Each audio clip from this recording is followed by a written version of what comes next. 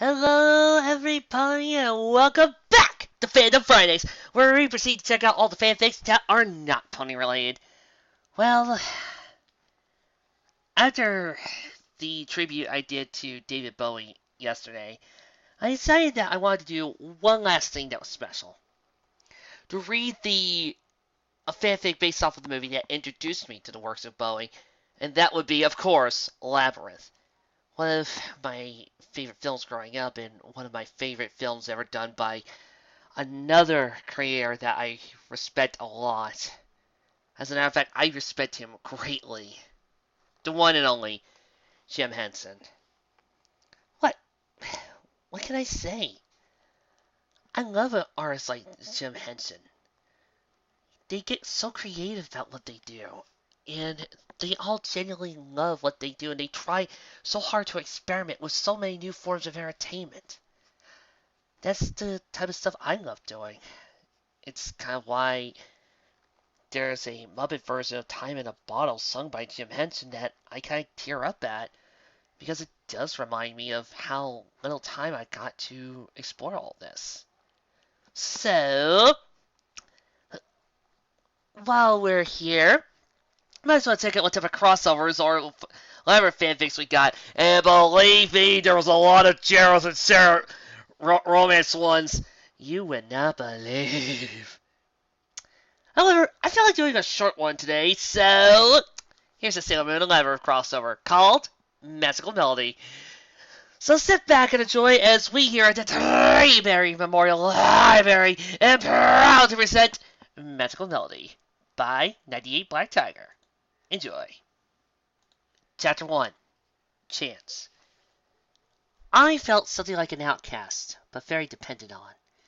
She didn't feel right with the group.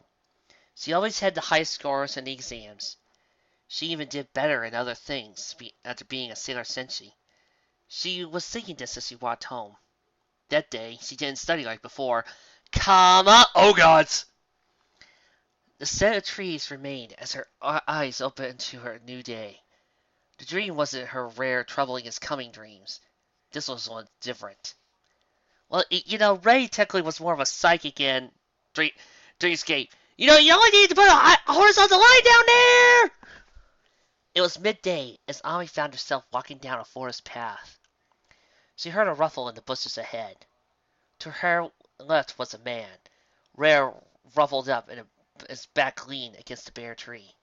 His left arm lazily resting on his knee, while the other was holding a clear, glassy orb in his face.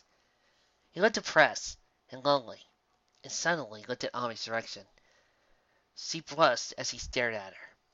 He kept watching her for a moment, then slowly got up as if he was hurt in some way. He moved past her right to get a deep purple flower that looked blue. As he stared at it and looked in her direction again, from her previous experiences, these kinds of things, she knew they couldn't see her. But this man was looking at her. He can't see me. It's only a dream. She closed her eyes shut, and when she opened them, the man left and saw the purple flower at her feet. Did she or did the man? Grammar, grammar, grammar! The wind blew Oh, for crying out loud, she misspelled carrying! Okay, spell checker, hun! Editors, betas, work with me. She blinked and was awakened. Oh, there's the missing comma! In her room, still in her bed, staring at her silly. It was a good thing it was Saturday. She spaced out half the day. She was walking to Makoto's Jupiter's. I'm a Sailor Moon fan. I think I know who Makoto is. But why would she be walking home on Saturday? She wouldn't be. That's not how Japanese school works. A flower shop was next to her, and something caught her eye. It was the same flower left by the man at her feet. She was interested, walked in, and looked at the flower, entranced by its deep color. Oh, the flower caught your eye then, a middle-aged man said, smiling. Oh, I'm sorry. It just looked pretty. It's okay. You have never been here, have you? I'm afraid not. Well, since this is your first time in here, I'll give you that flower for free. Really? Thank you. She was so surprised, she was almost blushing. She walked out of that shop and down the street to her destination. Still looking at the flower, she brushed past a man taller than she. But that's not different. Almost every girl was taller, but either way, she looked to see a familiar ruffled up hair, same hand sticking out of its pocket. It was only a dream. Only a dream. Do you think it was the same man? Ow! Scene whiplash! Ow! Cut that out! Makoto said, taking 2 empty cups of tea back to the kitchen. Yes, but I'm not sure. I didn't look at his face. You said you looked at him. Leaning past me, so he wasn't facing me. I'm sorry, that grammar was messed up. She was always understanding. Stood! But not this time. She looked up at the purple flower on her table. Don't get your hopes high. Ami blushed. What do you mean? It's... Oh, for crying out loud! Don't get your hopes high, Makoto said while Ami blushed. What do you mean? It's kind of obvious you want to know more about him. No, it's extraordinary. You want to know more about him because you fell in love. I did not! Knowing Ami, she then burst out into hives. Ami started to pout, but got angry again. At home, she realized Makoto was right. He was mysterious. She wouldn't think of it anymore. On the first day of her new term, she met up with Yusaki and Naru. They didn't have any classes to get together, but their lunch and nutrition. Ami was reading her book when a group of people hurried into the classroom while the others sat down. She tried to smile at some, but some looked awkward, but others smiled back. As their new teacher, who was big and had a whole bunch of tentacles and a big smiley face, came in. One of these days, we are going to do an assassination classroom fanfic. Ami couldn't help but get red. Suddenly the room got quiet as another student came in. Spiky hair, mismatching eyes, and an impatient expression. A new student! New in the first term, kind of wish we had some experience. The room got loud again, now filled with gossip about the new guy. Watermelon, watermelon, watermelon, watermelon, watermelon, watermelon. After a quick look around the cast, he took a seat down at the back. Ami couldn't help but get red. He was from her dream in front of the flower shop, yet he didn't recognize her. It didn't seem like the same person from her dream. In the dream, he looked far more off. More happier than he does now. Pop! Just happier, please. He looked sort of sad. Kama! The class scattered around, getting to their seats. And when the teacher came, the bell rang. Well, you made yourself at home, haven't we, Jareth? The teacher looked at the newcomer. You just couldn't resist the assassination classroom gang, could you? I love that manga. So. Ami looked back and saw a lazy look in his eyes and was disappointed at his attitude. She was hoping for something a little more gentle, not a bad boy attitude. She was happy she knew his name, though. All through class, though, he glanced her way, pondering what was the gut feeling that was saying she was special in some way. Well, maybe she... No, we're saving the magic dance joke! Okay. Chapter 2. Coincidence. The next few weeks were somewhat disappointing. Merge those two words together. Jareth hung out with the wrong kind of group. Well, you see, over there we have the punks. We have the nerds. We have the otaku. We have these cheerleaders. And then we have the garbage. Hey! I'm not garbage! I'm trash! Points to whatever Kamen Rider fan got that joke. He made pranks with all the teachers, and always had groupies following him. Well, it is David Bowie. Even if he had detention for 2 months, the principal couldn't suspend or expel him since he had good grades. I am pretty dang positive high school does not work that way! Not any good grades, but the second smartest in all the classes. Today, class, Jeff will be faced by Light Yagami. Let's see if the audience knows. So he was going to be a doctor. Ami really thought that this was true. He answered all the questions in every class, but Ami, being a smart cookie all her life, refused to go down for a second. She was going to be a doctor, and she wasn't going to let someone take her dream if she liked him, even if she thought he was cute. Ami knocked on the door of her next class. There was still 5 minutes until class started, and Ami wanted to get ready and read. Jareth entered the classroom a few minutes later. Ami found it hard to read, and just watched him rest his head on the desk in the middle of a classroom. His left arm covered half his face, and he looked at her and smiled. Not mischievous, but instead, it's just sincerity. Knowing Ami, she would probably be too busy reading to notice this. He reached into his pocket and showed her 3 glass orbs. They were small enough to fit in his right hand. He started to turn them clockwise, paused, then turned them counterclockwise, and back again. Man, look at that ball! It's just going around and around and around! He was holding Ami's gaze so she wouldn't look away. He never looked down under the desk to see what he was doing. It was impressive, but why was he showing this to her? The bell rang, and that snubbed them both from their trance. Ami looked at his hand, but the orbs simply disappeared like they were bubbles. Side note, but World Falls Down has been playing in my head on repeat. The doorbell rang and was pushed open by Ami. Her blue eyes took in the sights and scent a fresh and musty smell of worn books. Whoa! See, Whiplash! How did we wind up in the library all of a sudden? She needed another book, as she had already read the books she had at home. This bookstore was old, but it was her favorite. Her mother always took her here when she was younger. I thought this was supposed to be the Labyrinth crossover, not the never-ending story. She stood browsing down the aisles, trying to find something that might catch her interest, when she heard a slight sob just a few feet away from her. She turned to see a small child crying, and noticed a yellow balloon floating up in the ceiling. Wait, child? Crying? Balloon? Oh my god, it's the Spider-Man 2 game all over again! Run! Ah! Do you need help getting your balloon back? She knelt to the little boy, who looked up and nodded shyly before she gave him a heart-warming smile as he reached for the dangling string. She couldn't reach it, so she placed down her book bag and purse before jumping out towards it, only to keep brushing the string away as if it was taunting her.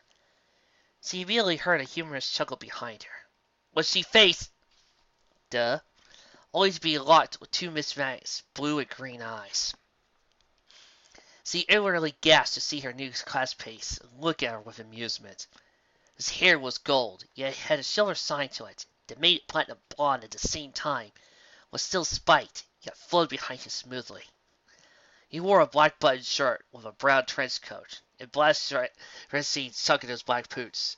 He was gorgeous and enchanting, that memorized her, yet made her feel uneasy. Maybe it was his package. He did it! I can't believe he actually did it. You actually did the Jareth package gag! I'm sorry. I just feel like I'd be doing a disservice to my reviewers everywhere if I did not make at least one joke about Jareth's package. It's like a rite of passage for us reviewers. Jareth had been wondering about his new classmate ever since the moment he enrolled in the human school, wondering what life was like. His heart was still shattered since Sarah refused to stay and loved him as he loved her. He pondered over her reactions when he tried to bribe her to stay and believe in him, offering dreams she oh so wished for, and he offered to be her slave if it meant she would stay in his world. She called him cruel, but he didn't understand. He may be far older than any human. He was a fae after all, but he didn't understand human emotions. At least, not those of the female kind, but not similar to female fae. Something about this girl before him had caught his interest the moment he stepped into the room. Making his appearance much younger than he really was, he wanted to understand what he'd done that made Sarah lose faith in him as well as her love. He was bored and tired of the same old routine in ruling his kingdom, and thought he could have several ways to break his boredom. My gosh, that was a lot of exposition! He found it humorous the way how the small girl had to jump for the reach for the floating toy. Thus it put a smile on the crying child. Seeing how her sapphire eyes darkened in frustration at thought made it best to intervene. He believed it was a good opportunity to speak to her, to understand what made her so different from the other girls who were fond to throw themselves at him. With much ease he plucked the string, pulling it down toward the boy, who smiled and thanked him for skipping off. Perhaps you should ask someone who is taller. It helps seeing how short you are to reach it. He couldn't help but tease the girl. Ami didn't understand what she did next, glaring at him. Ami didn't understand why she did what she did next, glaring at him. I'm sorry you felt so small, but it won't stop me in helping a child who was crying. Please excuse me, I had to get some books before heading home. She turned, walking off, however. She did. I'm pretty positive that should be a semicolon right there and a comma. Miss Grammar, will you please help us here? She did get a few steps away before a hand grabbed her wrist. Wait, I didn't mean to be rude. I was only suggesting to get some help, that's all. Ami stopped on her tracks. In process, he was holding her wrist, now sending shivers all over her body. Without completely turning around to avoid him, seeing her feet red. It's okay. I'm sorry for snapping at you earlier, but I really must go. Her eyes to the floor, she walked outside the store without getting her book. She needed to get away from there and go home. Ami. Someone said in a familiar voice. Shiver ran down her spine, and she refused to look at what she thought to be reality. Her shivers became uncontrollable, shaking, as she raised her eyes and saw her previous master. What? Her mouth was open, and recalled all the memories of her betrayal to her friends, and all the horrible acts she did.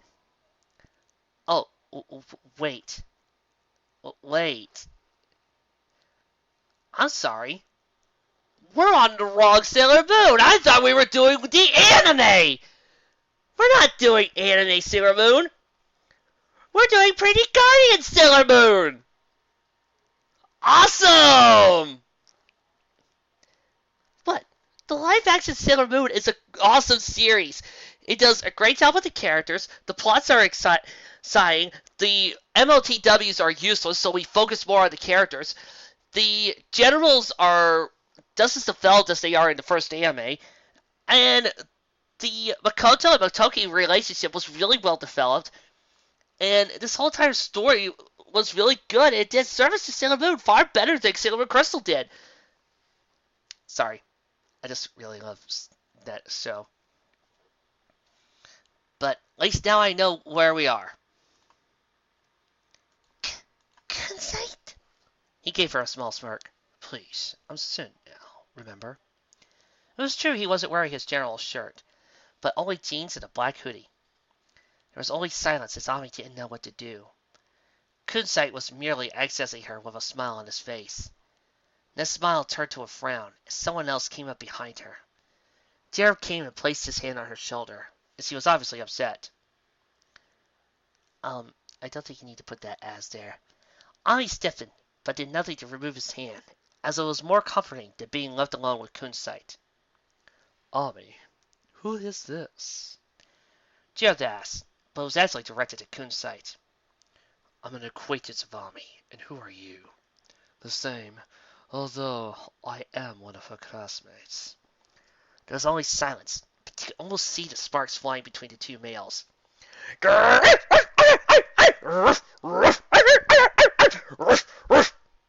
Wait a minute, it's David Bowie.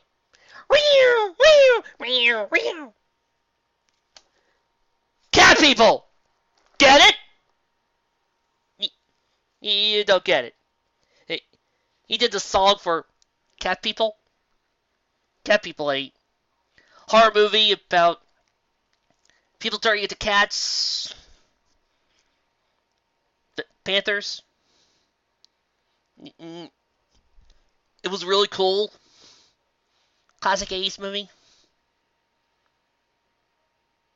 Why am I so alone? Ami, unfortunately, was caught in between. I have to go. She said quickly and ran off as her phone rang. You mean communicator? Well, this is so. Signaling to help, but the sailor said she. Ami, get up! Sailor cried. She was sprawled on the hard concrete throat. I'll eat down to cut it out with the scene whiplash! Oh, skull pain, ow.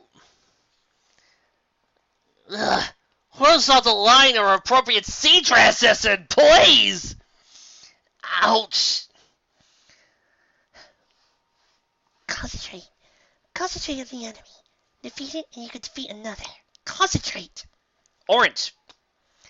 Ami chanted to herself and willed her water power to do her bidding. If we get to Yoma so Yusagi can purify it. Shaban! Crossing her hands in front of her face as she gathered the water and spread her arms wide. Spray! The water started to mist and blights a dog like Yoma. Ami stands back, while Sailor Moon took the opportunity and rid the world of Yama. Yama, will you please get somebody to help you with your grammar? Yay! Let's go celebrate! Yusagi cried, instantly transforming back to her uniform. Man, Yusagi, you really don't change, do you? You keep eating, and soon you won't fall into Sarah's sensei uniform, and Mamoru will lose interest in you. Ray replied and smiled at Yusagi's reaction. You're so mean, Ray. They all laughed while Ami spaced out. She felt a disturbance in the force and took out her phone to see her mom calling. Her frown deepened. Ami now realized that she was neglecting her studies. Great. Ami? Makoto said, concerned of Ami's expression. My mom's calling me. I have to go. A couple of days passed, and Ami became her usual self once again. She became engrossed in her studies and reading books, though she still thinks what has happened. English, motherfucker! Do you speak it? She still goes to the bookstore and rents out books. Although you would normally do that in a library, you would buy books in a bookstore. Jareth distanced himself from Ami and continued his classes. Occasionally goes back to his labyrinth and ponders what to do. Should he destroy the remainder of his heart being broken, or keep it to remind him of her? Is there nothing for him now? Shin works as he goes to college, having no real plans. He does anything to pass the time. What will become of Ami's predicament? I don't know! You're the story! You tell me! Before the first class started, Yusagi was hanging out with Ami. You better get going, Yusagi. Class will start soon. Alright, meet me at lunch today, okay? Of course. See you there. Ami waved Yusagi goodbye and giggled, seeing as Yusagi was walking backwards. He nearly fell over a desk and its occupant. When Yusagi turned to see where she was going out the door, her red face turned pale. The teacher at her desk saw her standing there, blocking the way for someone, and hurried her out. Mrs. Kyo, you best be getting back to your class unless you want detention. Yusagi gave a hopeless glance at Ami before she went out the door, clearly avoiding the person at the doorway. Curious of Yusagi's sudden change of behavior, Ami straightened her neck to see what was wrong and hoped she hadn't. Strutting in pride and confidence, Shin prepared his papers to the teacher. Here are the files you wanted. Ow! You know, too much whiplash is bad for my health. Here are the files you wanted. The teacher thanked and formally introduced Shin as the new teacher assistant.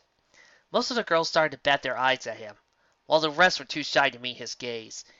And some were just hoping that he would actually be a woman. And some of the guys somehow admired Shin. Yeah, because heaven forbid there were any gay guys there. I mean, that's just silly. Only two were disgusted or frightened to see him there. Driving behind Shooks, Ami eyed Shin suspiciously. Jareth, however, straightened in his seat, having a staring or glaring contest at him. After a few moments, the teacher started the lesson, while Shin eased back at the desk in the front, meeting each gaze and prolonging Jareth's. Ami was too busy taking notes to notice him much, but only felt his daunting apprentice. Teacher's assistant. Really, that has to be a lie. Shin comes in here with his white tee and jeans. How very professional. After what seemed to be an eternity in class, the teacher dismissed him for the next class. Students, as well as Ami, darted out just to see some friends before the next class. Have you guys ever noticed that whenever an American starts writing Sailor Moon fanfics and they decide to put the Senshi into school, they decide to try to Americanize the Japanese school? Have you guys ever noticed that? It happens a lot. Students, as well as Ami, darted out just to see some friends before the next class.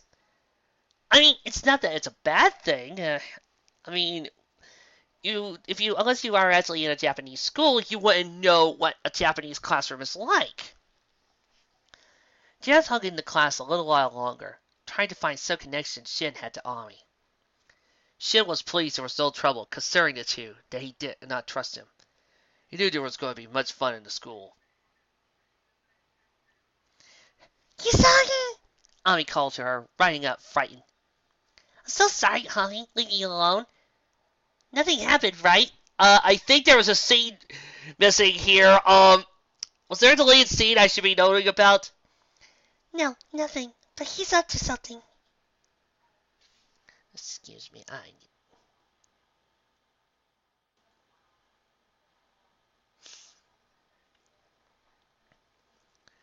Ooh, Jeff. Ah!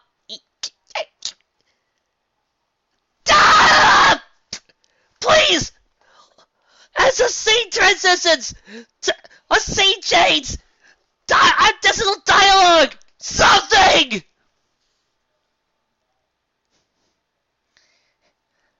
We'll discuss it to the others after school. Ami nodded in response. Ami never did make it to the karaoke bar later. She walked home distracted, thinking of the conversation she had with Shin. Flashback. After school, Ami hurried out the last guy. Why did this need to be a flashback? She went around the building into the karaoke bar, where she spotted Shin leaning on the wall. Ami hesitated a bit, but rushed forward, keeping their distance wide. Shin, however, caught up and stopped her with his hand on her arm. Where are you going? He asked. Somewhere. She responded, suspicious of his curiosity. Shin and Ami stayed quiet for a moment, when Shin suddenly broke the silence. Come with me. He pulled her arm in a direction, but stopped when Ami asked where. You could have said it. Come with me, you'll find out. I don't think I want to. Letting go of her arm, he stared down at her. Seeing she was determined not to go anywhere with him, also a bit frightened, he sighed. Why don't you trust me? Why? She raised her eyebrows as she was joking. Because you are the enemy who made me go against my friends. That's why! Yeah, but he reformed, he changed, he became good again. Are you sure you watch the same show, Ami? I'm no longer your enemy. I'm powerless, you know. He said with frustration and anger. Taking a breath, he continued. Also, I didn't make you against your friend.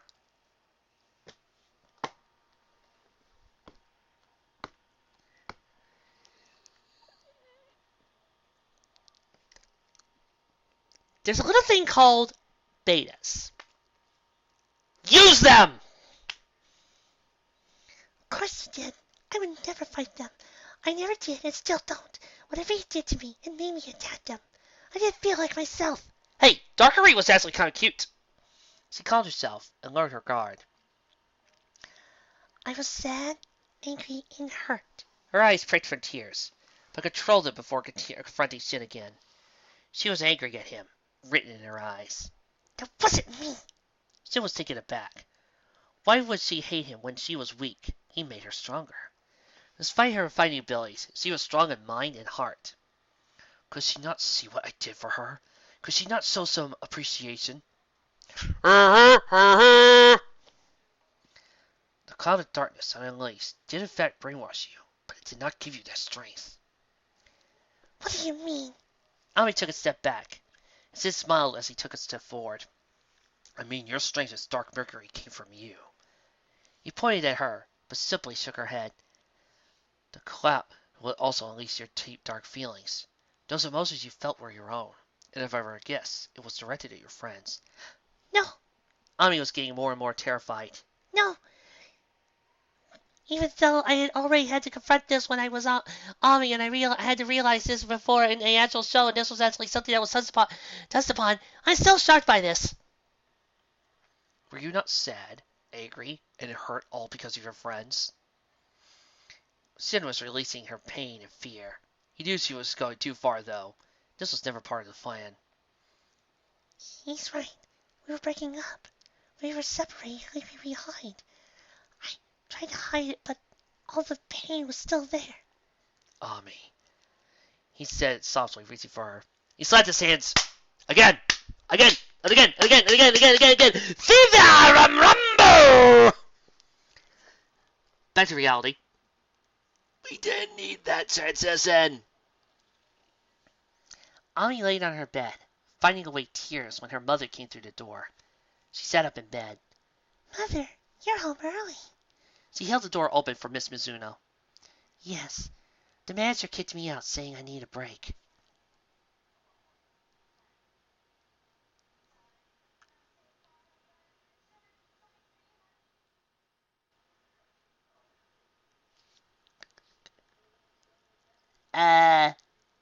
As your light user? As your light user? Oh, great. Let me start him up again. Ami's mother is a doctor. Would you like some tea? Yes, sweetie. Ami filled the kettle with water and placed it on the stove, while her mother sat on the dining table. You know, this whole entire Ami falling in love with Jareth subplot is making me appreciate 3 New Sentai all the more. Why?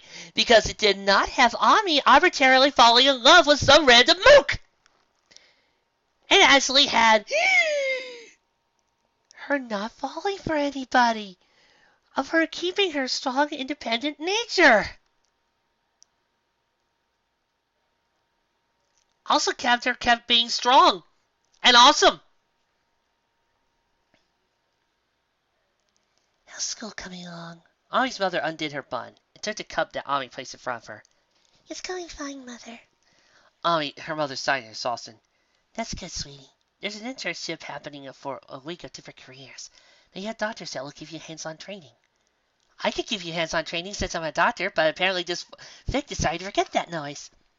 You have vacation, don't you? 4-day weekend, actually. Well, I'm sure your friends will give you the homework you can catch up fine. Will they be okay without me? Yova can come and attack people if they need my help. Then again, it's doctoral school that can help me with my plans. Mrs. Mizuno watched her daughter ponder on a question that was an easy answer. You should go. It'll help you. You should start packing. Ami reluctantly left to her room and sat on the bed. See, no way she could refuse her mother. She popped to her suitcase from her closet and called Makoto. Do you really have to leave? Yes, I'm sorry. This will be good. Have you told him anyone else? No, I was planning to tell them tomorrow. All right, we'll have a party. Yeah, sure. They'll be fine without me. And unfortunately, that's where it ends. So, review time. This week, well, the start was very weak. Ami's character seemed to be very, very double OC, and the story didn't flow right. The graphical errors really, really hurt the story.